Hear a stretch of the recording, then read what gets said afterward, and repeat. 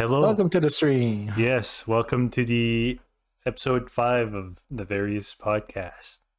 hmm My name's Manuel, My name's Jesse.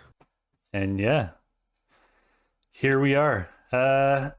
So today's topic, for the podcast, I actually wasn't sure. I got an idea like earlier in this week, and then I forgot what the idea was, which is a shame because I'm pretty sure it was a good idea. But it's fine. I came up with something else. Uh, so this week I would like to talk about VR. And when I say VR, it can be obviously game related, but I just mean as a whole as well. Like it doesn't have to specifically be about games. And I have like a little structure here. I wasn't sure how like what order exactly what to put these in. But I think these will be fine. There's like 4 different kind of sections I guess we can talk about. Okay. Um, so the first one, I just titled it "The Beginning of VR." So essentially, I want to talk about like when VR first came out. It's been a good while now, like probably over, not probably, it's been over a decade for sure. Uh, That's it. I think so. Yeah. 2014. We would have just came out of high school.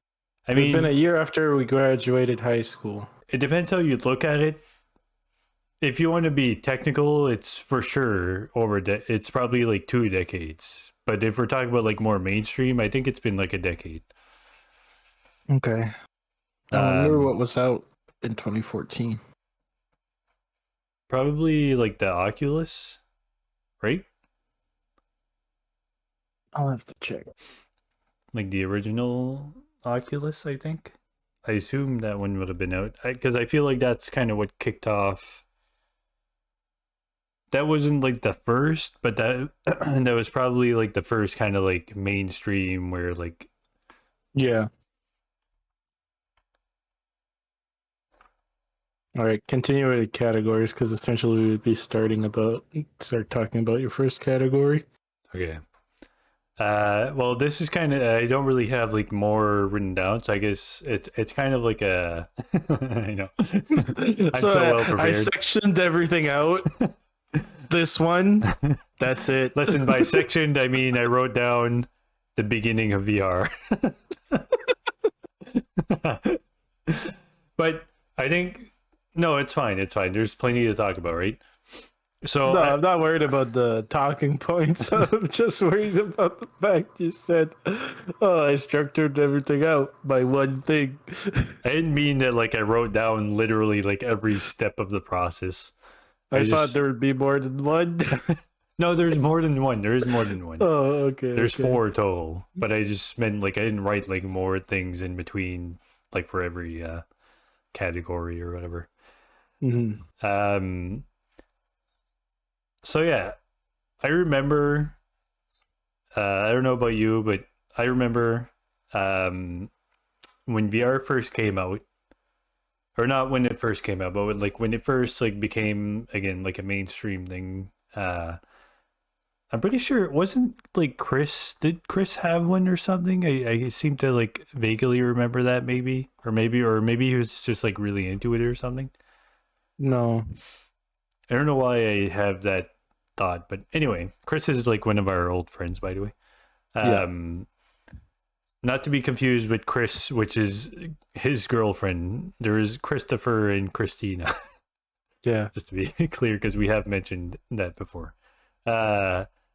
But um, anyway, so I remember it coming out and thinking like, this is really cool, right? Obviously, you put a headset on, and back then it was more like for games. Obviously, now there's more use to it, but um, and it was really like it was kind of like probably when flat screen TVs came out, and that was like a really big thing. Even though they were like kind of shitty, like if you compare them to now, especially. But it was just like a leap in technology. You could put your headset on, you could play games and stuff in your headset. Like it's just really nice, right? um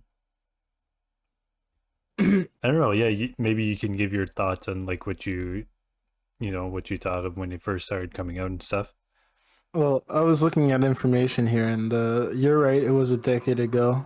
Uh, the Oculus got kickstarted in 2012. Okay. Oculus got bought by Facebook in 2014.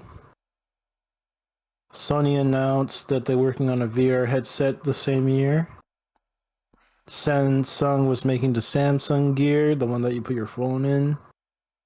So, like, yeah, 2014 would have been exactly 10 years ago, and that's where all the shit hit the fan for VR. And yeah, I remember the hype because the headset I bought wasn't long after that. I'm trying to find where's HTC in this list. Okay. HTC released the HTC Vive VR headset in 2016, so 2 years after the Oculus kind of gained traction. Oh, it feels like my memory feels like this was more condensed than it actually was. That's first comment on that. My memory of VR being a thing felt more smaller time frame, but it's probably more the case of where we were and how out of the loop we were until I think was I the first one to get a headset? I think so, yeah. Yeah, so I got the Vive. And the Vive was awesome. It was really fun. Um Yeah. I I guess it doesn't matter that much. I want to really stick at like the start of it. This is going to be like progressive, right? So like we'll talk more about future VR headsets and stuff later on. That's why it's called like the beginning of VR. I remember since you mentioned the PS VR, which like was one of the first big ones too. Um, and then do you by any chance remember which VR hit? No, I think no. It's never mind. Sorry, it was the PlayStation VR. I'm pretty sure, or maybe not. Anyway, sorry. What? I'm just I'm thinking to myself. My bad. But I do remember going to the mall, and I was with Jacob back then, and they had a PSVR to try out in the mall. You could like sit down, give it a try. It was just like really simple, like a demo, whatever. And Yeah. it was really cool. Like you would go in, so you would. I don't know if you could stand or if you had to be sitting down. I can't remember for sure, but and then you were in this tank. There's multiple games, but this is the one I did.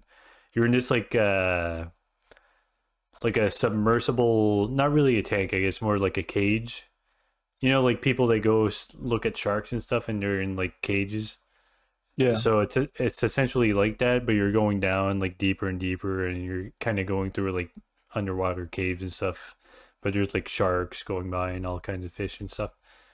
And it was really impressive, like because it was new, right? Like it was just maybe not brand new. Like the PSVR came a little bit later, but still, it was like it wasn't something that was like readily available for everyone compared to these days. Not that everyone has one, but you know what I mean. Um, I mean, everyone has a phone and you can make a paper cardboard box now. yeah, So technically, everyone has access. yeah, I know what you mean, but they're not the same, right? That's why they never really picked up. I think. Yeah. You can get like an experience that would be similar, Yeah, at least for but actually gaming. no. Yeah, exactly. Yeah. Yeah, I just remember it being like mind blowing. And then he bought a headset. I can't remember which one. I think it was the PS one, but I'm not 100% sure.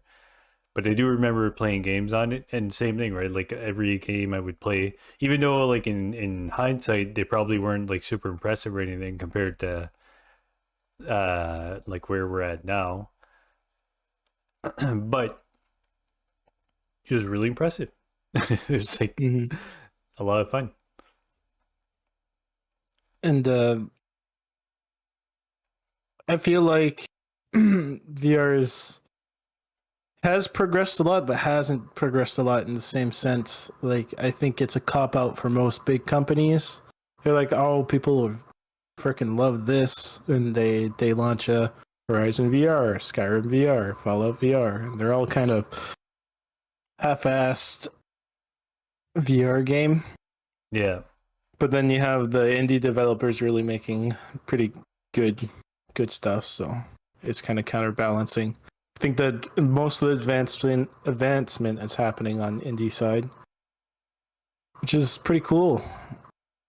Actually, seems like most of the gaming landscape is going that way. Not to change the subject, but I feel Well, recently indie's been pushing the envelope a lot more than AAA games. yeah.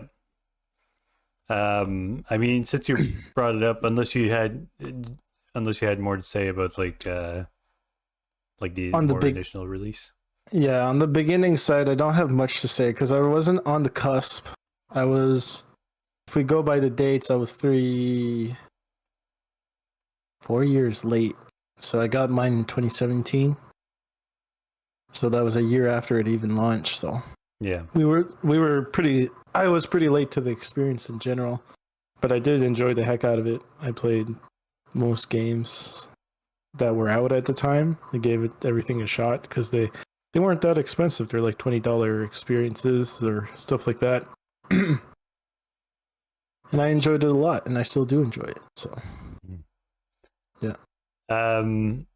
All right. So, kind of going off of what you were saying right before that, the next section, I guess, or whatever of this, would be like the evolution of VR. So, where we are now, um, how much things have changed, or like what's different, that type of stuff.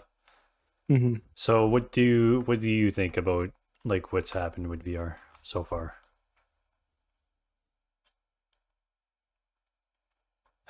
It's tough because there's big advancements and there's very little at the same time. uh, I think it's despite it having huge advancements, I feel like it's taking too long to get, or maybe the state it was launched in wasn't good enough, and because it wasn't good enough, it's taking too long to gather like a decent interest of people. Despite VR being in a good place now, Mm. personally speaking, I think the headsets are the prices are kind of competitive for what you get, and I feel like they're like the Quest is probably the best value still Yeah. for a headset. Even the newest one is still under $1,000, and you get a portable headset with its own battery. It's capable of playing its own games sadly through Facebook. I'm not a fan of that, but it's not anything against Facebook. It's not a it's the only place I use it. So I rather use Steam. I have everything on Steam. Yeah. But luckily you have Airlink and stuff. So Mhm. yeah, the Quest 3 is probably the pinnacle of value for what it is. The new screens are fantastic. The pass-through is fantastic. The motion sensing of your not only like the controllers and everything around you, it can detect your hands, like it's really cool. And then you have like pinnacle of advancement, which I would consider Apple right now for the pass through and stuff. Not necessarily the gaming side, but the stuff that they did accomplish, I have to admit that it's pretty impressive. Especially like the OLED screens they managed to put in there, and the latency is almost like I think you I think it's like 2 milliseconds for 60 frames a second or something like that. So there's barely any latency to the actual imaging. There's a full blown like Mac processor in it, which is kind of mind blowing. Yeah, so I think, but it is $1,600. 1,600? No, it's 3,000 It's US. 3,000. US.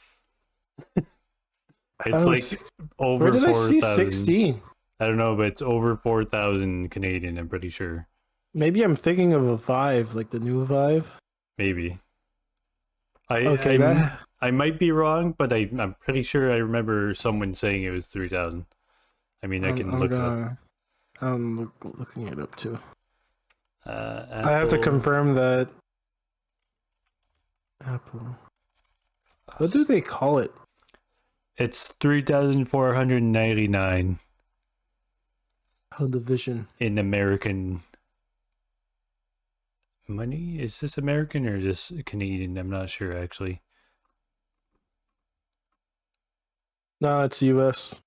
Okay, there we go. 3,499 in the US. So that has to be like 4,500. Yeah, 4,500 here. That's insane. That is insane, That's man. like, yeah, they reach features that are pretty much pinnacle. Have they though? That's insane. Have they though? The specific features that they achieved are pinnacle. Okay. Like the pass through is probably the best pass through. The screens are probably the best screens. The auto adjustability for eyesight is they're probably not the first one, but I mean, good thing because it's fucking $3,000.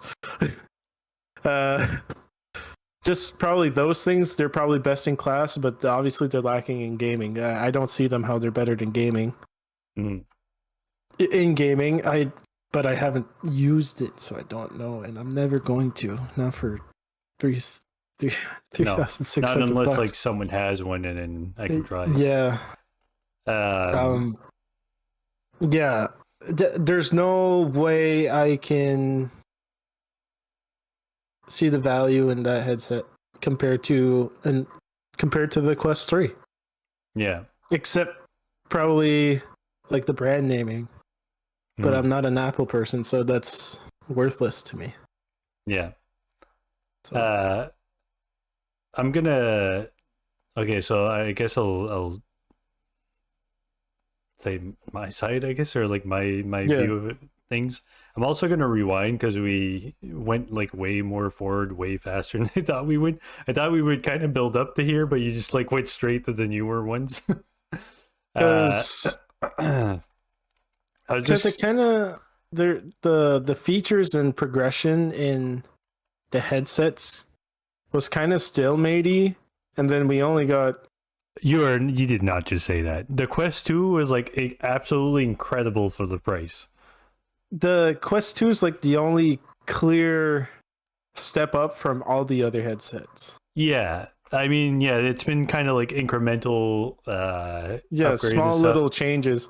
So like, but I thought I was being fair covering the Quest 3, but it's the successor. There's more nuance to that, I feel like, than you're laying on to, because it's not just about the headsets. It's like there's tracking and stuff, like like full body tracking and stuff. There's so much nuance to it, right? Like when VR started, there wasn't full body tracking. There wasn't even like, I don't think you could even track your body in any way, shape, or form. Yeah, we're just sitting down. Yeah. But like there's been so many very big advancements that aren't really necessarily the headsets per se, but they're just like to do with VR, where now you can have full body tracking, and full body tracking used to be really shitty too, and it's come a long way. Like people literally track like their hands and fingers and stuff, and they look like they don't look like real people, but I mean like I will argue that type of tech is not accessible to that doesn't matter. Regular people. It does matter in the sense of the consumer side. Who can afford a $4,500 Apple Vision Pro? What's the difference here? I'm not understanding. That's way more expensive than full body tracking. It's not the specific full body tracking you're talking about requires you to have a mocap suit and knowledge about like mocapping, which is a lot simpler now with cell phones, with the iPhone. Yeah, But then you need the iPhone that's $2,000. You need the mocap suit. You need the VR headset. Like it's not. that doesn't matter though. Hmm. This subject is not about how much you can afford. It's about It's about VR and advancement. It does. I don't. You're. I don't get it. It's just I think mocap's a different technology than VR because the single digit tracking isn't necessarily because VR. That's a cinema thing that got integrated into VR. They're two different technologies. But it's still related It's to VR. It's but it people use it in VR, so it is related to VR. It's an advancement that's been made, even though it it's wasn't initially made for VR. but it's not because of the VR that it got advanced. You know what I mean? This is an advancement that happened on its own, and someone was like, "These two things are cool." It's not like Oculus made the mocap suit. But You know what I mean? it doesn't matter who made it. It, That's not the point. The point is, this is like saying that it's like you could argue that the screens inside of the VR headsets have nothing to do with VR at all because they weren't developed for VR. They just came into VR out of convenience because you need them for VR. Not that you need a mocap suit, but you know what I mean? You're like, just because something wasn't initially, screens weren't initially made for VR, but they're used in VR. Understand where I'm going with this now? I get what you're saying, but I don't think those weigh the same scale of like because mocap was completely developed on its own, while the headset had to be developed with screens in mind and be applied to the technology to make a VR headset. While the mocap suit got made by itself, it works independently, and it was just like a creator that put the two together. And yeah, now they're used often together. But it's like the body tracking that started was originally developed by Vive with the base tracking stations and putting little markers on your body. Yeah. So that I would call it development from VR. Like it stemmed from VR. It's advancements for VR in that sense. But the mocap suit is the mocap suit's development. It's a different product. Yes, they're using together, but I think I think you're wrong. I just think it's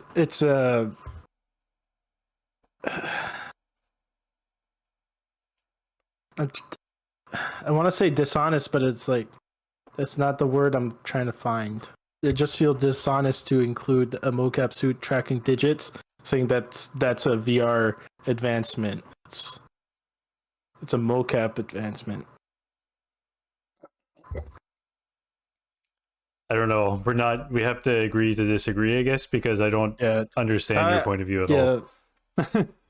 It's I'm not gonna agree with you, and you're not gonna agree with me, and that's fine. Yeah. So anyway, I'm gonna keep talking about what I was talking about. Full body tracking. So, and even without the mocap suit, doesn't matter. Full body tracking has come a long way in general. Which is funny because you brought up the mocap suit. I wasn't even like talking about mocap suits at all. Still at that point, I was still just only talking about the sensors. Yes, sensors can detect your fingers and stuff too. Yeah, but the first iteration of that was mocap. Oh, it's like you're skipping mocap that developed the digits first. Yeah. Anyway, so there's been that. There's been, obviously, like screens and stuff have come a long way. If you compare them in like the small increments, they don't seem like a big advancement. But if you compare like one of the first headsets to today, obviously there's big differences, right? And there's more subtle stuff too. Like they do changes to make it so you don't feel as sick and stuff like that. So that's what I'm getting at. I get what you were saying earlier, where there's not a lot of advancement. Or like not that there's not a lot of advancement, but I mean the advancements feel kind of incremental, but I feel like a lot of them are like kind of hidden or more subtle, but over time they show a lot more. Yeah, Um, they're more full fledged product now. yeah. Uh, Going back to the Quest 3 and the Vision Pro, Apple Vision Pro. Uh, I think the Apple Vision Pro is probably, like you said, like a pretty like top of the line headset. I don't know how it compares to other top of the line headsets that are even still way less expensive typically, but Mhm. so I can't really compare it to them. But I think the advancements for the Apple Vision Pro are so mediocre that the price tag is ridiculous. Like the advancements are not even that much worth mentioning. And if you compare a price that's like 5 times the price or whatever, or maybe even 6 times or whatever of the Quest 3, it's just like it's just an Apple thing, right? It's just pay us a bunch I of money for nothing. yeah, the when you bring the money into the question, I think it makes any argument for the vision kind of basically irrelevant to any other product in the market. But if we ignore the price tag, I would say OLED's a pretty big advancement in the headset. If it's the first one that did it, I have to confirm that. I agree with you, but And then it's, if we just ignored price tags for everything, then it wouldn't even like you would always just get the best one possible no matter what. So that doesn't make any sense. but like if we're talking purely advancements, we can't ignore an advancement just because it's I know. expensive. I agreed with you though. That's what I said. Like Oh. I did say that I thought it was an advancement and it's probably better. I don't know that for sure, but it's probably better. I've watched like a few like people using the Apple Vision Pro. Um and like they praised it, but comparing the price to something like the Quest 3 or even like the Vive or whatever, and it's just like not even comparable, right? Like you can't really, the advancements aren't worth the money, I guess is what I'm getting at. Yeah, Uh and I agree with you. I agree with you for that. yeah. But Actually, the way you worded it at first, it's just like, oh, despite its like, it made it sound like the advancements were pointless just because the price tag was high. I do think they're pointless. Do you think Or OLED's pointless? absolutely. I think that because think about it this way, right?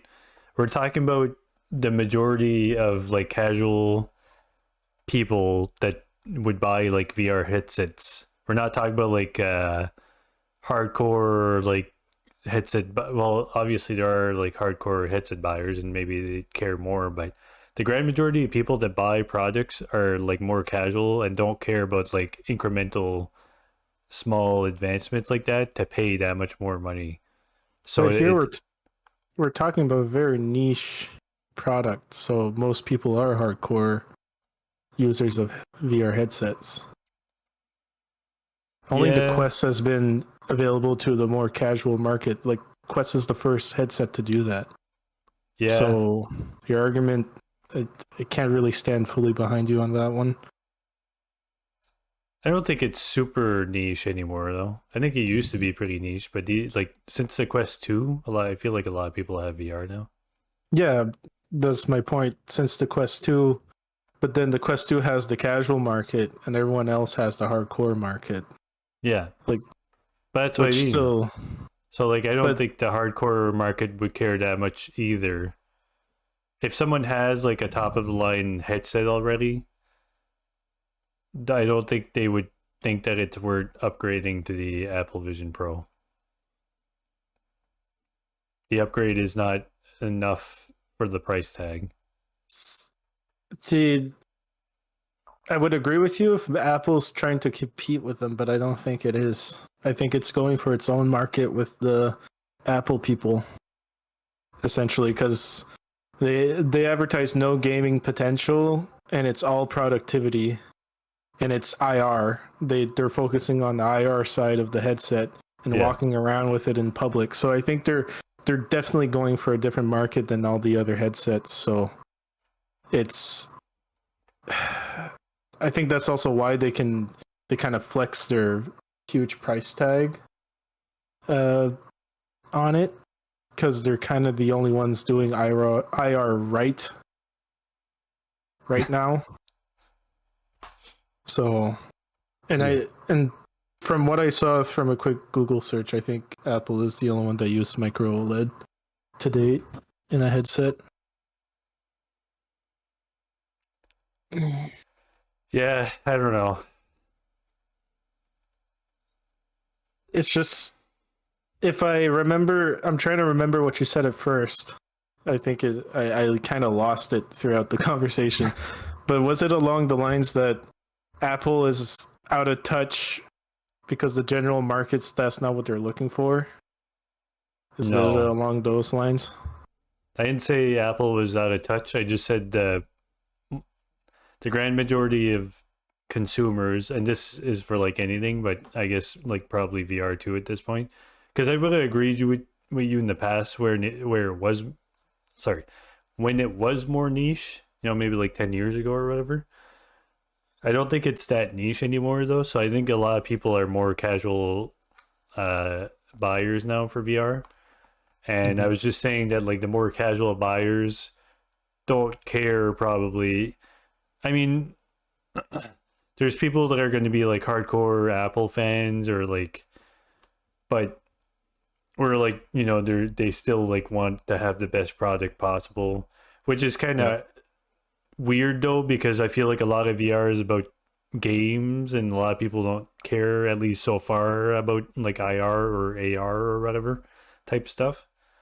Uh, Oh, did but I say IR? you did say IR, yeah. Yeah, I meant AR, Okay, I didn't know if that augmented was like an reality. Apple thing. I thought maybe they. Yeah, I mean they have IR in it, but no, I meant AR. Oh, okay. Yeah, my Uh, bad. it's all good. I was just going along with it because I thought maybe that was like an Apple thing they were calling it or something. Yeah, Um,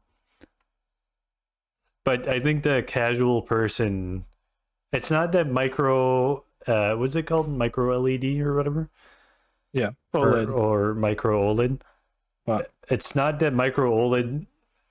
Like maybe that's the future of VR and that's fine. Like maybe the Quest 4 or whatever, like the next headset will be that because that's the future. I'm just saying the casual buyer doesn't care about that. They care about the price to like what the headset can do. The Quest Mhm. 3 can do everything that the casual person wants to do uh without the other more specific stuff of them like really liking Apple or just being more hardcore or whatever. Um So that's why I think it doesn't matter Yeah, that much. I get your point, but then the same argument can be made for any upgradable headset from a Quest. Yeah, of course. Yeah, But the main difference is I would say it's still about the price, right? Like even a very expensive headset compared to the Quest 3 would maybe run you like what $1,500. That's still like 3 times less than the Apple Vision Pro. it is, but the Apple's Apple, so you got to add $1,000 more on top of anything for the Apple logo.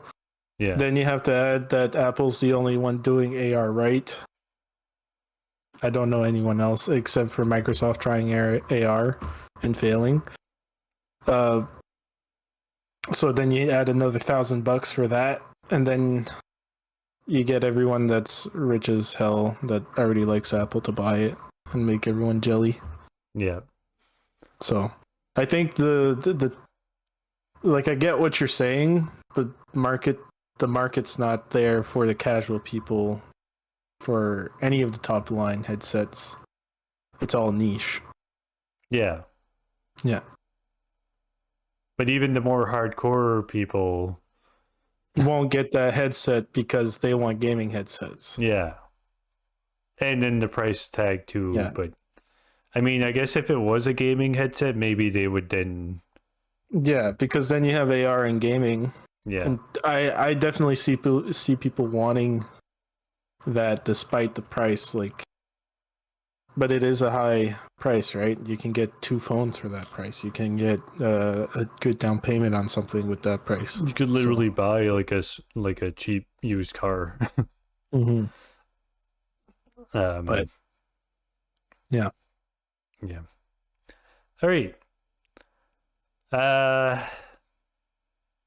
the next one, the third subject, because I think we've talked about the evolution, right? Pretty much, we pretty much beat into the horse dead, whatever that saying. uh, the next one, the next one is about I wrote down our experiences slash opinions. I think we've said our opinions quite a bit, so I would like yeah, to talk more about like our experiences, I guess, with VR. I'm gonna, if you don't mind, I'm gonna kick this one off mm-hmm. because I really, really want to talk about this. uh, so, well, I told you about my first experience with VR already, which was the PSVR, and then I had I played the PSVR at my friend's place.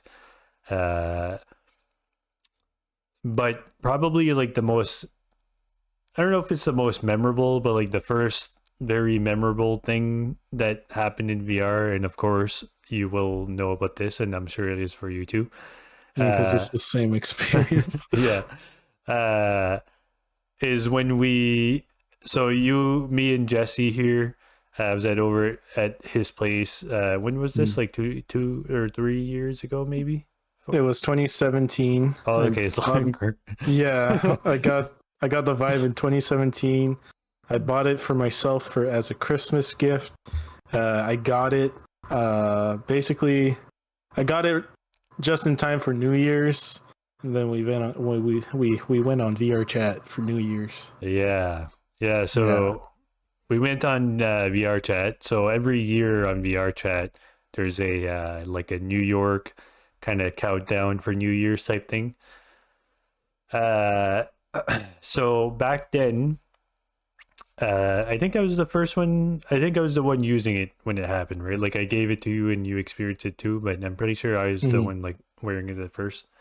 Um, so essentially, what happened is that a bunch of these little red guys called Knuckles all of a sudden showed up in the world, and they started, saying, "Do you know the way? Do you know the way? Do you know the way?" And then they start spitting on you, and it was all a very interesting and very very memorable and funny uh, thing that happened in VR. Now, the funny thing about this is this became like a really really big meme, like probably one of the biggest Yeah, memes that's ever been, I feel like. uh but the meme only came to be after this happened to us, so yeah. 4 days after, and we participated with the like in the memes. before Uh, they became like a big yeah, yeah, we were basically part of it. yeah. Kind of. Yeah, So it was actually really like fun and interesting because yeah. that never happened to us before, and it's never happened again.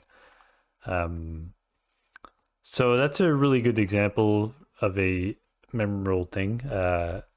I'm gonna say like I guess more stuff for myself, and then you can say, because this was like kind of both of us, and then Mhm. you could say stuff about yourself.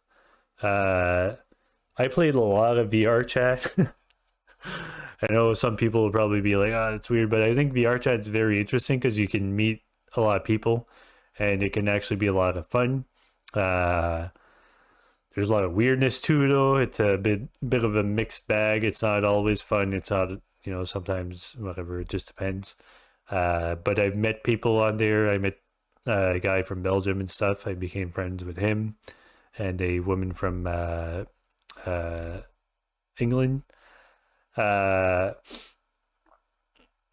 yeah, it was an interesting time in my life. I played a lot of VR chat for like a year, maybe not even like a full year, but and then I kind of started like getting tired of it. I feel like you, or at least I hit a point where there's a lot of kids in VR chat, and it's like whatever. I can talk with kids, but I don't want to talk with kids. You know what I mean? But when you become older like us and you play games, the maybe not. I don't know if it's the majority, but a lot of games are kind of like riddled with kids. Uh, and VR chat is no exception. And it just becomes tiring, right? It's Yeah, like I join think world. VR. I think VR chat's kind of different for the experience of playing with kids because I can play COD and I'm against a kid and it's very disconnected, and I Yeah. still get to enjoy COD Hmm. if I actually did play that game. Still, uh, but VR chat's different because it's clearly someone younger than you, much younger than you, probably too young to be on VR chat, Yeah. and you're having a social interaction, and they're trying to be older than they are and participate in the jokes, and it's just not hitting well, and Yeah. you know they shouldn't be, but you're not their parent to tell them to log off, Hmm. and then you feel weird that you're this old guy thinking that kids shouldn't play video games, and it just ruins the whole immersion thing of just having fun talking with people. Yeah. It's It's like, oh, now I have a sense of responsibility to this really silly, crazy, stupid game. yeah. So Yeah. The only I guess the difference I would say like from what you just said is that like it's not that like it's not even about policing them. It's just it would be nice like if I could play VR chat, but it's specifically just adults, yeah, right? Uh but obviously you can't really do that unless you like find like tight knit communities or something, I guess, to like hang out with people. But the whole thing I loved about VR was meeting new people and like yeah, joking not around with people and not stuff. condensing yourself to a certain age group, but Yeah. that's also just a fault of our age, right? Because the people that are 20, like young adults to old teenagers, they see the kids and it probably just doesn't even phase by them. They just make fun of them. Yeah. But when you get a little bit older, like over 25, there's just it's not the same Hmm. for most of us. Like if we bring Chad in the mix, I'm sure he'd fucking roast most of them. He'd put out a fire, just roast all of them. uh So yeah, yeah, I think I don't know, man. It's like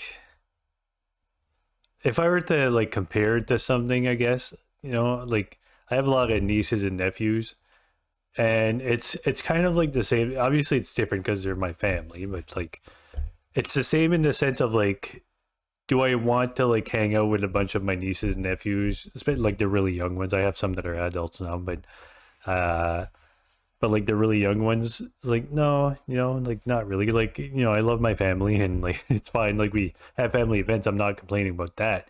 I'm just saying like would I want to be like in VR with them or anywhere? I guess even in real life and like do stuff with them for no reason unless I'm like taking care of them, which is a different story, obviously. But mm-hmm. uh and the thing with VR is like I could ignore kids. I could mute them. I muted people all the time if they said slurs or like whatever. Or I would block people.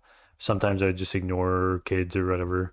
And some kids were very reasonable. I talked with kids. Sometimes I would talk with people I didn't even realize they were kids. Like they had deeper voices than me. And then Yeah. all of a sudden they're like, I'm 16. I'm like, what the fuck? Like, and I they were completely reasonable and easy to talk with, right? I just want to clear something up. When I said I was talking to kids, I didn't mean 16s. I meant actually I like know. But the age even group of kid. yeah, but even then, let's say like 13. I feel like 13 is very young, and I think VR Yeah. chat's supposed to be 13, even though it's not. Like obviously, there's going to be younger, but uh, and like some of them are reasonable, not that I want to talk with children, but they're not like screaming like their heads off or like being really weird or whatever. But I still don't want to talk with them because they're children, right? Like I want to talk with someone like you or like the Belgium guy that I met, or just more like, you know, adults or whatever. Um, I don't share anything in common with children except maybe like playing video games. This is uh, gonna sound weird, but since you said 16, I've been feeling weird about you calling them children. I mean, Like 16, well, they're teenagers, they're I not guess. they're a teenager now. They're not a child. Well, whatever. I Child's mean, like under 13-year-olds 15. are teenagers as well. Yeah, but they're right at the end. Like I think it's 13 Okay. under. That's a child, and then teenagers are 13 over. Don't get me It doesn't wrong. I don't matter. want They're to all play. children to me, okay? Yeah, To I don't us. want to play with like a 14-year-old that much either, or a 15-year-old. But like 16, that's when my scale starts tipping a bit. That I'll play with 16-year-olds. Most of them are usually cool. Not in VR chat. That's But what we're talking about, VR chat. So yeah, what do you mean? I know, but I won't classify all of them as a child. I don't know. It's just weird to me you're calling them children. I feel like it's just a technicality. Like, I don't know. But Yeah. okay, whatever. Teenagers, doesn't matter. Children's in my brain don't drive. Um, anyway, the point is, young people, people that are like, I just don't want to talk with people that are that young typically. Yeah. Again, I've had funny moments or like interesting, maybe not like that interesting, but like probably decent conversations with some of them. But like, it's just when you like enter a world and you want to talk with people or joke with people, and all you find is children, so you have to like search and like keep changing worlds and stuff.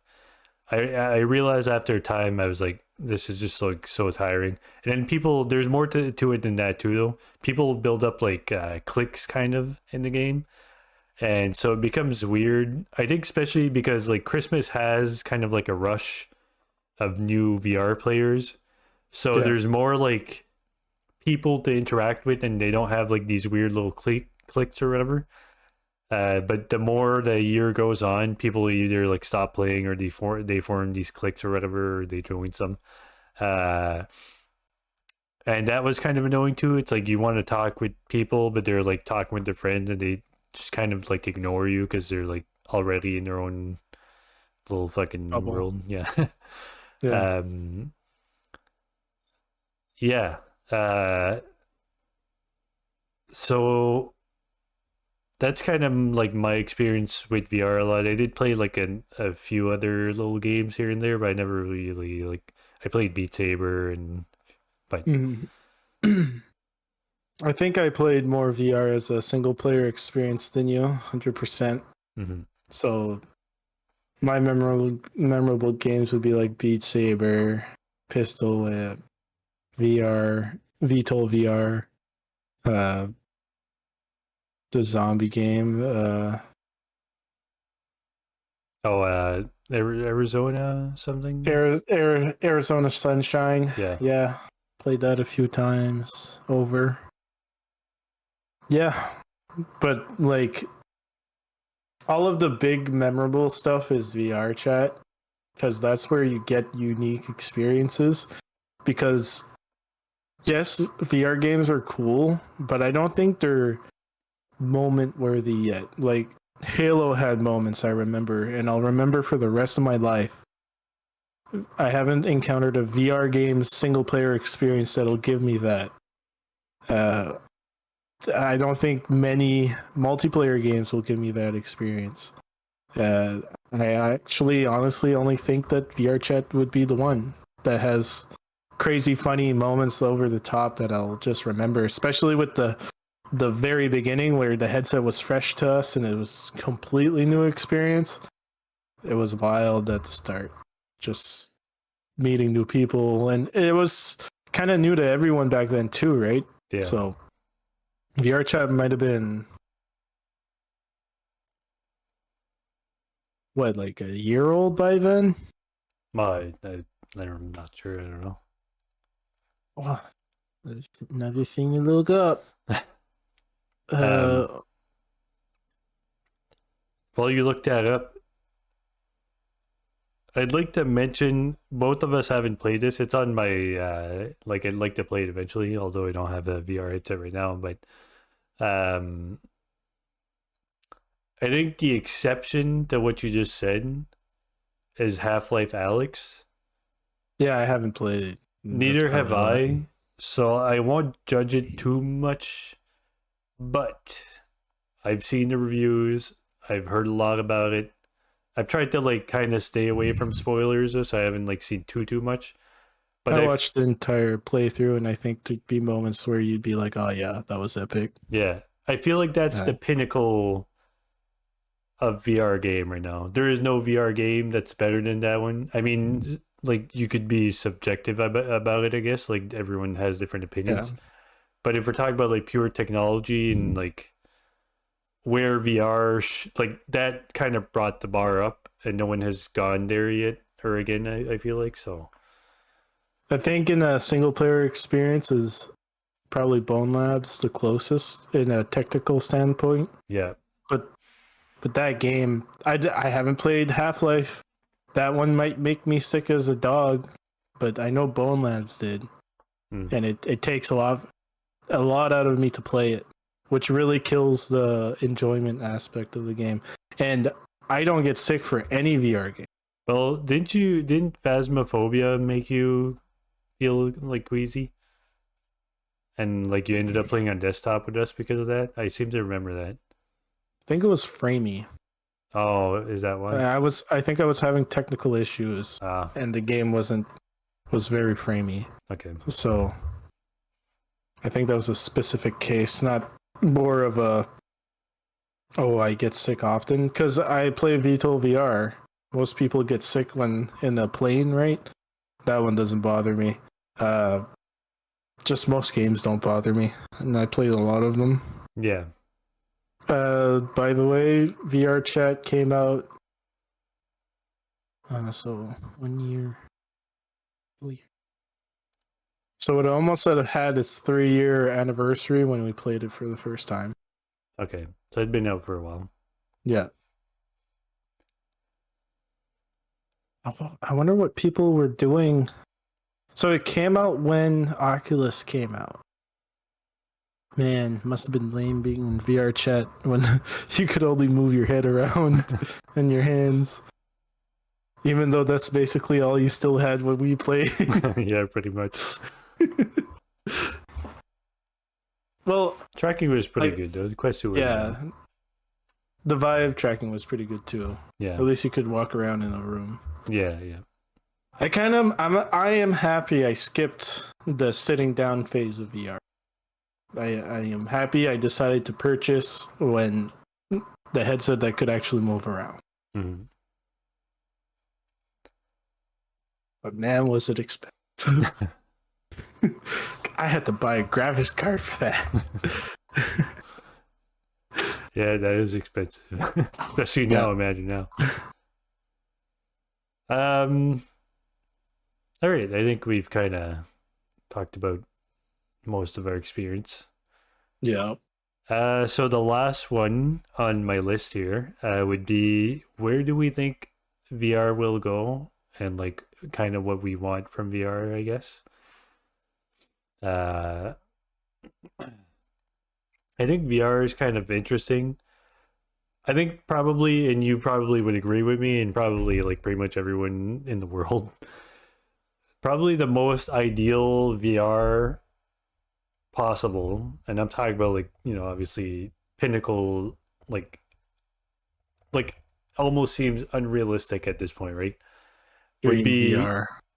well, it would be kind of like Ready Player One or like Sword Art Online or whatever. Like you're not wearing a headset, you like pass out and you go into like it's almost like your consciousness goes into the game, right? Or into the world or whatever. I don't think Ready Player One they fully pass out. Okay, but okay, the details doesn't matter. Yes, it does. You're saying like you said Sword Art Online and Well, they pass out Ready in Sword Player. Art Online, okay? Maybe I was Yeah, but choosing they Sword Art don't. Online. Yeah, but you said like they are the same. Well, they can't be passed out and not pass out at the same time, okay? But well, Ready Player One, I think they actually still had to move around, but it was a really good headset. And then Sword Art Online, obviously, everyone knows There's you're no in a way, bed. man. It's like there's just like action. There's no way you'd be like fucking rolling around in your room and shit, like doing all the stuff they were doing, running. There's scenes where they're like running. Like there's no way. It's Or just I remember a scene that when they were out of the headset in the movie, and I read the book, they are not unconscious, and they're clearly controlling the game. It might be tapped into their head and fed through, like instead of their eyeballs, it's fed directly to the brain. yeah, But they're awake and can move because he had to buy. I remember when I read the book when he was like ultra rich because the book was very different from the movie. He was like he got to a point that he was ultra rich and kind of lived in a nice apartment, and he bought a haptic suit to feel the game. You wouldn't buy a haptic suit if you were experiencing it in your like subconscious. Hmm. So eat that. Okay, well, you know what? Fuck you. Fuck you. You get anyway. So whatever. You get the point. I get the point, but I I get, read the okay. book. Whatever. They're If not the same. then I guess let's ignore Ready Player One because if we're talking about Yes. Pinnacle, then I feel like that would be Sword Art Online then. Sword Art Online. Yes, I agree. Because then you have like less limitation, right? Yeah. So that's like Pinnacle. Put your headset on or put whatever on or whatever you need to do. You go into a VR world. Everything's like hyper realistic, or maybe not. I guess it depends which game you're playing or what you're doing. I guess, and you don't have to worry about space or anything because you're just doing it with your mind or whatever. You don't worry about Yeah. hurting yourself or breaking anything or bothering anyone. That to me is like Pinnacle. If whether that'll ever happen or not, I would say probably not. I feel like no matter how advanced we become, I think it's such a like that's one of those things it feels like unsurmountable, you know? Kind of like trying to It live on Mars. does, but like flight was also insurmountable. Yeah, I think it's like a different type of insurmountable. I don't know if these are like the same scale of insurmountable stuff. It's easy for us to say that, but like who knows in 50 to 100 years how close they get. Yeah, but flight is way simpler than putting our brains into a program. You know what I mean? Like it could have seemed insurmountable to people in the past, but in hindsight, it's actually a pretty simple thing uh, compared to like how complicated our brains are and like how complicated the computer is. How do you like mix those things together and like not kill the person and stuff like that? I'm not okay. Maybe it's not. Well, that's why I said I'm not saying it. I'm not saying it's insurmountable, but it does kind of feel that way. Like I would not be honest, or I would not be honest. Uh, I would be lying if I said I thought that we would ever get to that point. I don't think we will. I think VR will advance a lot more, probably though. But I don't think we'll probably, at least not in our lifetime for sure, get to the point of like you just lay down and you are in this world and you don't have to move your body or anything. You're like sleeping or something and you just do whatever. The only exception to this is if they can make it so that maybe you're still awake and you see what's going on, but you control your character in the game with your mind. So like if they can somehow like read your mind, but that's not the same though, right? Because you're not feeling like you're not in the actual world, so that's different still. It's just I think it's going to be a very achievable goal for humanity to be able to basically access information with our minds, not necessarily uh, control anything, but just like, oh, you have a little module and then you plug yourself in and then, oh, there's all the information I needed. And then you unplug. It's like, cool. But I think that like getting to that step is like you're inches away from getting to the next step of that VR step of just being subconsciously passed out and just experiencing the thing. Um, I think I'm more optimistic than you, essentially. Let it be known right now. This might sound like kind of bad the way I'm about to say this, but I'll be very blunt. I would sooner rather die than anyone put anything to do anything about my brain or anything like related to my body, except for like a prosthetic, maybe if I lose a limb or something. I think that's like the pinnacle of I don't trust it. It just doesn't matter. The only exception that I would ever make, it's funny because I've actually, okay, now we're going off of VR a little bit, but I just want to talk about this. I just want to talk about this anyway, because I actually did discuss this with my parents one time, funny enough, when I was having a coffee with them. So we talked about this exact thing about like, actually, we didn't talk about this exactly, but like it's similar enough that I can bring it up. So we were talking about like trusting essentially, like the government or like a company or something to do something to you, and like how much do you trust them? And I said I don't trust them at all. Like why would I ever trust a company or the government to like put anything like a chip in my brain or something, even if it is in good faith. Good fate doesn't mean anything to me if they can like kill me or fuck me up or something, right?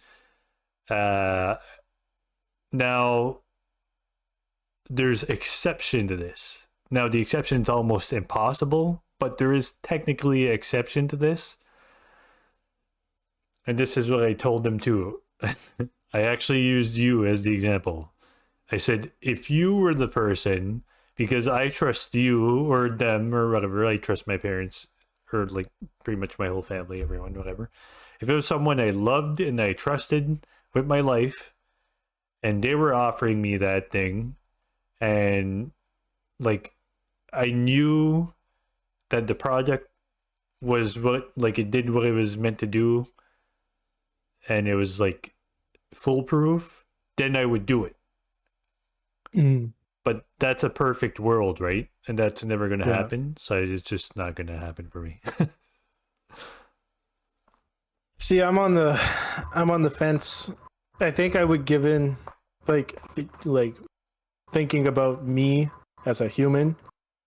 I think I would want to do it more than I don't want to do it, despite the consequences that are possible with a direct impact to your brain. Obviously, can they attack your body through the device? You're obviously connected to the internet, I'm assuming. What's the point of the device if you're not? So you have access to the internet at any time, but then that's the vice versa for anyone that wants to get into your head. So I get it. Personally, I think I would do it. I don't think I'll live to see that. But I'm all for body enhancement augmentation. Like, I'd be willing to sacrifice an arm if like a robotic arm was better than my actual living arm. Like, it would have to be a clear upgrade. Like, there's no delay to the actual arm, so you have full like at the middle, like your reaction would be the same to as having a normal arm, and then it might even be better. Or the strength is obviously, that's probably the one that would be obviously better because it's like it would be robotic. Yeah, that's, I'd be down for that. I'd be willing to go to the store and be like, chop off my perfectly good arm to give me that. Not even like I had an accident and I need a replacement. I go get my arm cut off to install one. And there's also recent development they're developing contacts that essentially, I call them contacts. They're not contacts. They're replacement. You went for your eye surgery, but what you got surgically like fixed, it's a replacement that. So they cut your eye open, they take out the biological one, and then they insert the product, and you essentially, they claim you get better than 20/20. It's like 60/20, whatever, how, like, what's the good orientation of the numbers? I think the first number is an important one, right? Yeah, I mean, I had Yeah. 40/20, so I had better than 20/20. Yeah, but they claim like 60 to 80/20 with a augmented product inserted into your eyeball. Like, if my vision gets worse and that's out, I go get that instead of getting the surgery. Yeah, I think that's a little bit it'd be different cool. because it's not like, It is different because it's not like they can't attack. They can't be like, "Oh, you're blind," yeah, unless they fuck up. But that's different. yeah. And I would say, although I probably wouldn't get like my arm chopped off on purpose or Mhm. anything, unless like maybe if I'm getting older, I guess, and like I just like I'm losing strength or something, maybe. But uh, in a perfect world, I'd be probably fine with that type of stuff. And prosthetics, I Yeah. don't have an issue with anyway. But I'd argue for specific cases, leg prosthetics have a advantage over normal legs. For only specific, like your legs chopped down under the knee and you want to be a sprinter, I think they have legs. Those springy legs are now officially better than normal legs. yeah, But then everything else is worse in life. yeah, I don't think it's worth. They're not worth it, but I think it's cool that you have a leg that's technically better than normal legs Yeah, for a specific use case. yeah, yeah. Yeah. Um, yeah, yeah. I don't know. It's an interesting subject anyway because Mm-hmm. even like beyond you and me, there's going to be people that are, probably for it like you. I think the grand majority of people will be very strongly against it, Yeah. especially starting off. Maybe it'll like normalize over time more, or it might be like more of a niche thing, maybe. But Because I think it's reaching playing God territory, right? That's what people oh consider it yeah, as. But I think like we played God a long time. this is Might like as a well keep different. doing it. It's gonna keep like we push the bar every time. Yeah, but we don't have to push the bar, right? That's the thing. We never didn't. It's I don't literally know. humans. When did we ever stop? I think I don't know, man. There's going to be a lot of. We don't even know if like this type of stuff will come to be anyway. No, Again, like we'll the never live chips, to see it. yeah, like the chips and stuff specifically. Obviously, prosthetics will most likely become better over time, but because they already have like advanced a lot from what they were a long time ago. But there's going to be so much pushback, like you said, because it's like you said, kind of playing God with like the whole chip stuff and all that. And a lot of Christian people, not just Christian people, like religious people in I general. I, I think it's past the religious I agree, part. but I'm just saying them because those will be the most, Yeah, they're hard against. yeah. Um, it's going to be an extremely hard sell to the point that it may just not ever happen, Mhm. even if it's possible. See, the only difference between that technology and other technologies from our history is that people besides the religions will care about it happening in a negative way.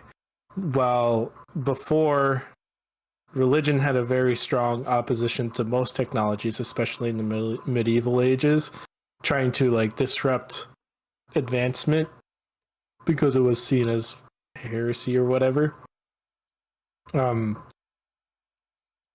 I think that's the main difference about the body modifications is that you're going to have a group of people that are against it that doesn't have any particular standpoint in beliefs. They just think this is might be going too far, and then it'll require an adoption. That it might stifle the adoption. It definitely will delay it.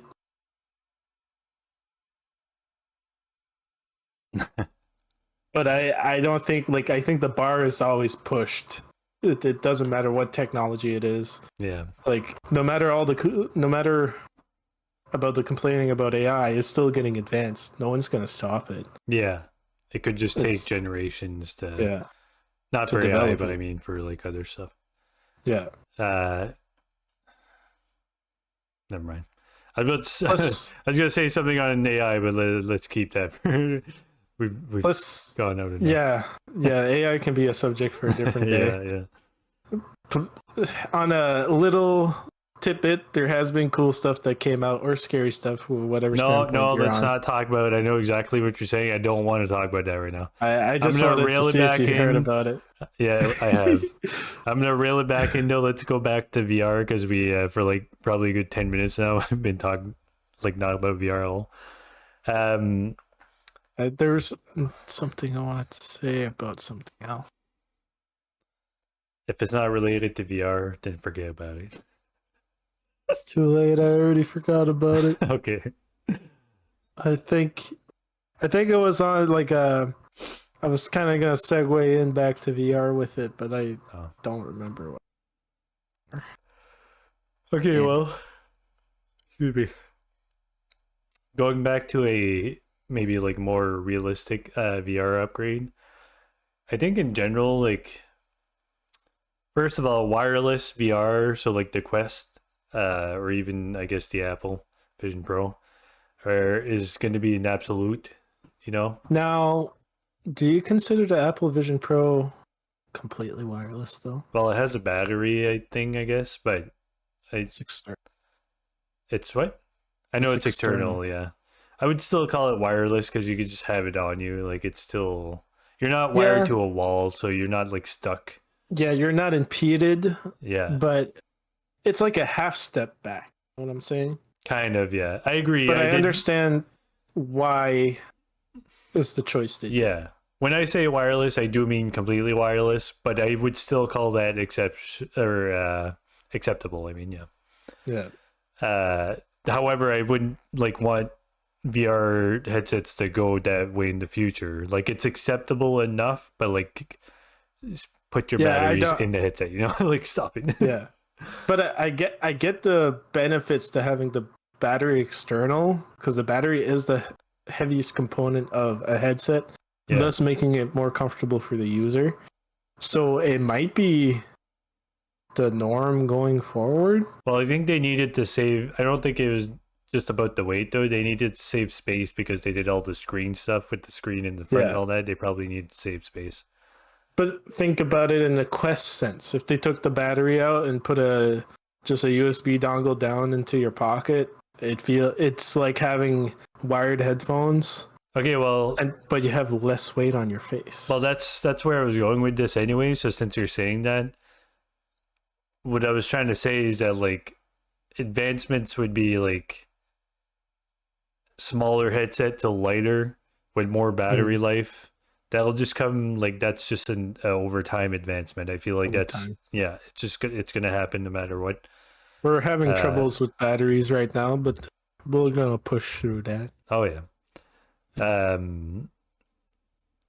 You know, better screens and stuff. Audio is interesting, I guess, though, because like say like the Quest has its own audio built in, but you could Yeah. just have a really good headset or earbuds if you wanted to. Every headset, the audio is optional, so if you want better audio, you get a headset. Yeah. So Mics, you know, like better built-in mics. I'm just saying this stuff because if you look, say, like as at phones as an example, they used to have like really shitty mics and like speakers and stuff, and they've come a long way. So I Yeah. just assume that VR, even if obviously headphones or like a real mic is still better than a phone, I'm just saying VR probably will advance in that sense eventually anyway. Good advancements from my side, just simple ones. Better, comfortable solution to put it on your head. Mm-hmm. I think most solutions right now work, but they're not the best. There has to be something better. I think it goes hand in hand with what you were saying, like with the weight and the size of it. Yeah. Yeah, this probably has a lot to do with the weight because how do you support something sticking out with Yeah, just your head? exactly. Because imagine if it was like, like I'm just gonna be like kind of unrealistic. I'm not saying it couldn't happen, but at least unrealistic for now. Let's say it was like almost just like a flat piece, like the size of your hand or something, that's essentially just like over your face, and it barely weighs anything, and then you just have like it could almost just be like glasses, maybe it just goes over your ears. You don't even need like a full strap anymore. Uh, at that point, it's not really like annoying, right? So Mm-hmm. It's just a comfortable thing that I think would work as a headset in size and form is dirt bike goggles or like snowboarding goggles. It's the same thing. That kind of profile, that type of size with that type of strap, and hopefully around the same weight, which is a huge ask. Because I mean, a normal dirt bike goggles or snowboard goggles are basically just glass. There's no weight.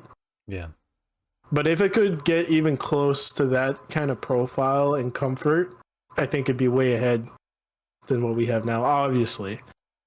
Because personally, I don't see the transition into glasses form because of the distance of the lens that has to be to your eyes and the hiding the light from the outside world. That's why I think like snow goggles would be better because they already sealed to your face, mm, and the lens are usually a bit further because they'll fog up really bad if it's really close to your skin, stuff like that.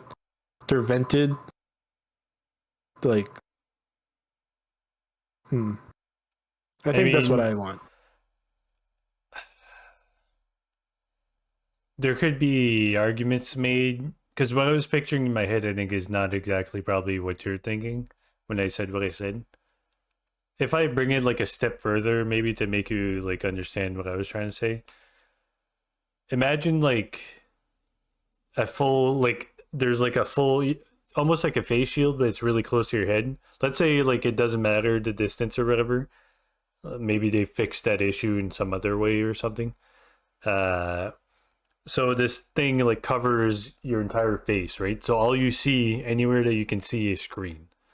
But this thing is thin. It's just like a screen, and somehow it has like really good computing power, or maybe it has to be connected to your computer or something. I don't know. Um, and then like so it's really light because it's center of gravity really close to you. It's essentially like mostly just a screen, and then it kind of just maybe you have like a little strap to hold it on your head, or like it just goes over your ears or something. That's kind of what I was picturing in my head. I'm not saying that your goggles thing is also a good. I'm just saying like both of them are probably Yeah, all right. I'm trying to think of your idea, and the main problem that I can find just like that comes up to mind is that will a company opt to go from inexpensive, not, I shouldn't say inexpensive, but less expensive smaller lenses to one big lens? Do you think that's a step forward or a step back? Depends, I guess, if there's a market for it. Yeah. I don't Someone know. would have to make the product and it would have to be good, I guess. Yeah, Yeah. I don't know. It's I guess, interesting. and we don't really know. I guess where the advancements will go either. Maybe that is maybe the one.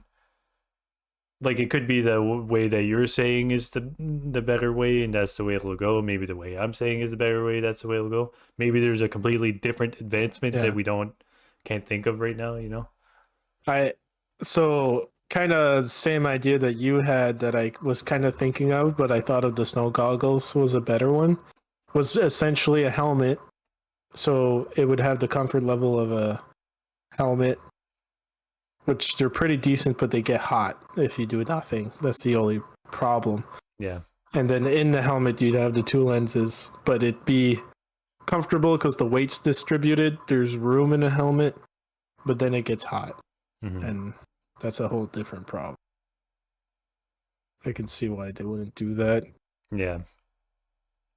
Like an Ironman.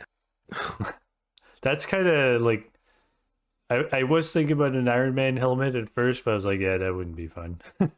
Yeah.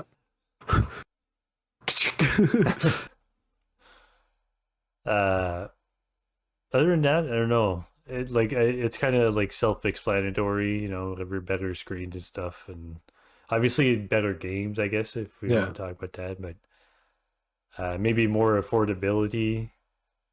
Um, I want to see. I want to see Quest 3 get better. Like the next Quest, try to compete with the Apple Vision in the sense of productivity. I think that'd be really interesting. So they'd focus more on the AR and the. I guess Quest wouldn't be the good person to ask that from. I mean, the Quest 3, they've done a lot more like AR type stuff already. The path through is way better. Like there's AR games and Yeah, stuff. yeah, they do, but it doesn't. I'm talking the productivity. Like, let's assume you bought it for work because you wanted to use it for work. Like, that's kind of what the Vision's pitching for.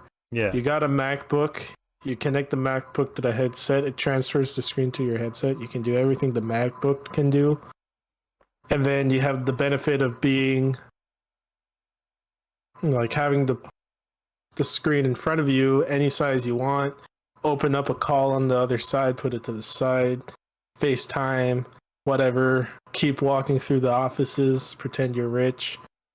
Um, I see what you're saying, but you can do all that exact same stuff with the Quest 3. Even if it's like mildly worse, you can still do it all. yeah, through Quest Link. Yeah, you can. There's like But not the differences are kind of like marginal. they're Again, marginal. even if the Vision does do it better, I don't think the difference is big enough to be like to really like separate it that much from the Quest. Yeah, when you say it that way, I guess the biggest difference between the Vision and the Quest 3 would be UI and user friendliness Yeah. in using like productive apps instead of a game. Yeah. Hmm. I think the most you want to know like what the most impressive thing from the Apple Vision Pro for me was that I saw in the video I watched. And it's kind of stupid because it's not like it's really not that big of a deal. But it was admittedly like pretty impressive. It's like when he would take like a window or something and set it down and it just wouldn't move like no matter how much he moved his head. Like as if the Yeah. window was like there. I will admit that was very impressive. Do I think Hmm. that's like a big value? Not necessarily, but it was very impressive. It was just really cool to see. Like no matter how much he moved, Yeah. it's like it's almost like the window was actually like supposed to be there, right? Uh, yeah, I know what you mean. No productivity, but I think those aren't like that far apart, except for like a little bit of more convenience in the Apple Vision Pro.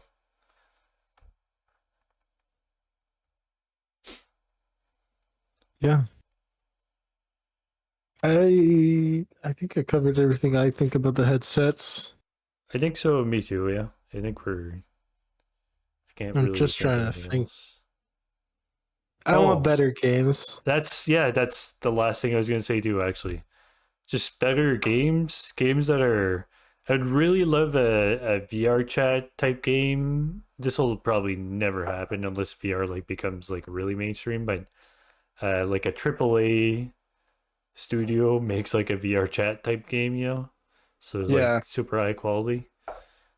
I Um, I wouldn't want a VR chat out of a AAA game, AAA developer. I would like a solid 40-hour campaign of something from a AAA. That's actually fun and makes sense, and like the controls just work and they're convenient. It doesn't feel sluggish. The story is compelling. They actually put fucking work into it. yeah. Like my when I saw a headset, I know I bring up Halo a lot, but I think about how cool putting yourself in like just the Halo 3 campaign or the Halo Reach campaign or any not any Halo Guardians suck. But most campaigns you give it good fidelity, give it really good VR controls like bone lag controls or Half-Life controls. And it like Half-Life Alex is really good, but it does have that shorter single player game. Like it's a lot of good work, but it's still a shorter game than what you would play normally as a single player game. Elden Ring. If Elden Ring was not a third person game. But I think it's difficult though, right? Because not every game would translate to VR. No. I think Halo would though. I Probably think Halo. Halo would be, yeah. I think Halo would be a really good one. Um, I was very hopeful when Half-Life Alex came out because I thought maybe because Half-Life Alex is like I think the only AAA VR game out there. I'm pretty sure, except for like the stupid like Assassin's Creed, but like they're shitty, you know. Yeah, they're AAA, but they're fucking worse than indie games. Exactly, yeah. So I had a lot of hope when that one came out because I was like, maybe more studios will follow suit and be like, because it was a success, man. Like it didn't. It maybe it Yeah, wasn't like it wasn't like the greatest success ever or anything, but like for a VR game, it did extremely well. see Uh, the problem with VR is that they're not feeding us microtransactions yet, so there's no money to be made. Because when you can buy a game for $30 for VR specifically, because they're usually cheaper, and then that's it, they don't want to spend money to develop a game for that. yeah, They want people to pay $60 a day in their game that yeah. barely has any features except bringing you to a store. Well, make a good single player game or multiplayer. It could be like a good VR multiplayer game, whatever. Put microtransactions in it for. I don't care about microtransactions if it's just for like visual stuff, like skins and stuff. So fucking throw them in there.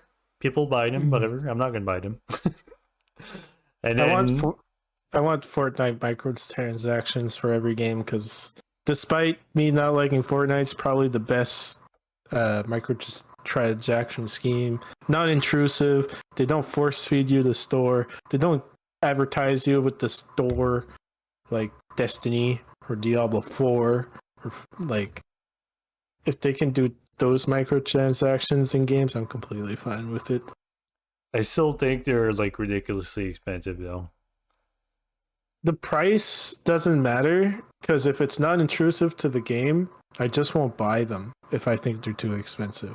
I think it matters because games the gamescape has changed, so like it's a little bit different because a game like Fortnite gets a lot of updates over time and it's free to Mhm. play, so it has to make money somehow. So it's kind of understandable that it sells skins to make money that way or like a battle pass or whatever. Mhm. Um, but but we used to get games with the skins in the game and you would earn the skins somehow, kind of like the way Spider-Man is, like even the new Yeah. Spider-Mans. Uh, Now you get like default skins in games. You gotta pay for all the other skins. So you paid like in Canada, usually AAA games are like $80. Um, so you pay $80. you play a game, you want to buy more skins, oh, you gotta pay another 10, 15, $20. Like, what the Well, fuck are you talking about? I paid $80 for this game and you're trying to charge me more for these skins? I agree with you in that sense, but I don't think Fortnite's the problem for that. I think Fortnite's doing it right. But what you're I bringing up is more on the Diablo 4 type of fucking evilness. I still disagree. Skins could be a lot cheaper. Like, look at Rocket League as an example. Uh, like it costs as much for a skin right now that it did to buy the whole entire game when it first came out. Yeah, but the problem with that is people buy them anyway. So why would they bring the price down? I know that's the issue. That's not the same. You just brought up a different. Yes, I agree. Like from a I know what you're saying though. Like, why would they do it if people buy them anyway? That doesn't change the fact that I think that the prices should go down. I think the prices should go down, but I don't think they're evil and force feeding you these terrible deals, and it's like psychologically built to make you feel like you have to buy something like other games. I didn't say any of that. I did. Oh, That's what I was talking about. uh, And that's my point. If it's that's why I said I don't care about the prices as much as their how they show how they try to psychologically manipulate you to buy something. That's why I think Fortnite's a good scheme, because despite the price, nothing is force fed to you to go buy something except other players teabagging you with a freaking John Wick skin or something. But that's not the game's fault.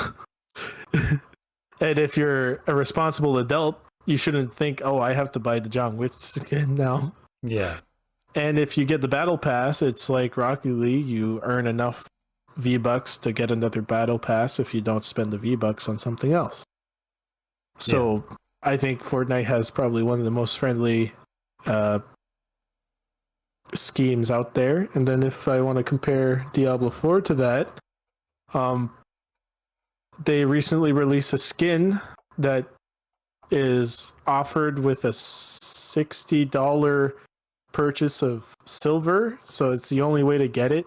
It's considered a free skin, but you have to pay $60 in the game. Then you get the skin, and you get the fake money, and it's an awesome skin. But it's obviously a trap to make you spend $60 on an $80 game. yeah. And then there's other traps that are terrible. Yeah. Yeah, that type of shit is really bad. Same as like gacha games and stuff, right? Where you gotta roll for bigger like heroes or whatever. Gotta respect China for making the any gambling illegal in video games thing recently. Or I think they're trying to pass the law.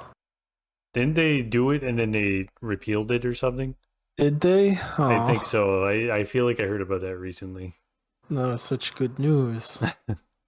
I don't think any other country would have done it, but I think it was a step forward. Yeah. And China was doing it. Yeah. Let's go.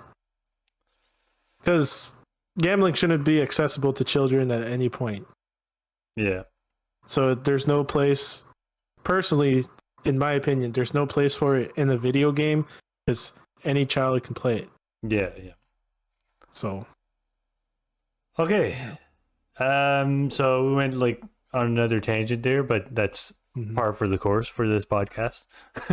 yeah. I think we can probably end the episode here. Pretty much went through everything. So thank you everyone for listening or watching. We live stream on Twitch every Saturday at 5 p.m. EST. If you want to catch it live, or then the podcast episode gets released a week later on Saturday at 2 p.m. EST. And then, my name is Manuel. Also known as I'm Jesse. Kid, and he's Jesse. Sorry. Yeah. Also known as Cavium. Sorry, I didn't know you were gonna do that part. It's all good. I wasn't sure at first, and then it just came out. But yeah, Well, I hope everyone has a good night. Enjoy yourselves. Have a good time. unless it's daytime where you're at, and yeah, No, you can be sitting on the can. I don't care. it's 5 o'clock somewhere. Yeah. All right, bye. Peace.